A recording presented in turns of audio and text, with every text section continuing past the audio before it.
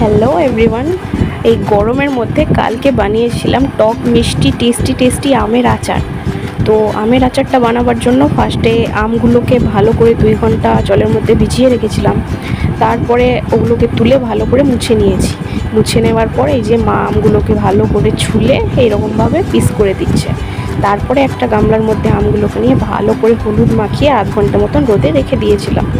তারপরে উনুনে একটা কড়া বসালাম। কড়া বসিয়ে তেজপাতা, শুকনো লঙ্কা, 5 ফোড়ন দিয়ে একটা সুন্দর সেন্ট আসা পর্যন্ত ভেজে নিলাম। তারপরে ওই যে হলুদ মাখা আমগুলো দিয়ে দিলাম। আমগুলো দেওয়ার পর একটু নাড়াচাড়া করে ওর মধ্যে লবণ দিয়ে ভালো করে আবারও মিশিয়ে নিলাম, দিয়ে ঢাকা দিয়ে কিছুক্ষণ রেখে দিলাম। তারপরে আরেকবার ঢাকা খুলে আমগুলোকে নেড়ে চেড়ে তার মধ্যে পরিমাণ মতো গুড় দিয়ে দিলাম আর একটু লঙ্কা গুঁড়ো দিয়ে ভালো করে মিশিয়ে নিলাম। মিশিয়ে নেওয়ার পর ঢাকা দিয়ে দিয়েছিলাম। 15 মিনিট পর ঢাকা খুলে ভিনেগার মিশালেই রেডি আমের আচার। এবার আরও ভালো সেন্ট আনার জন্য একটা ভাজা মশলা বানিয়েছিলাম। সেই ভাজা মশলাটা ভালো করে আমের মধ্যে দিয়ে মিশিয়ে নিলেই রেডি। তোমরাও বাড়িতে অবশ্যই ট্রাই করো, খেতে কিন্তু সেই হয়।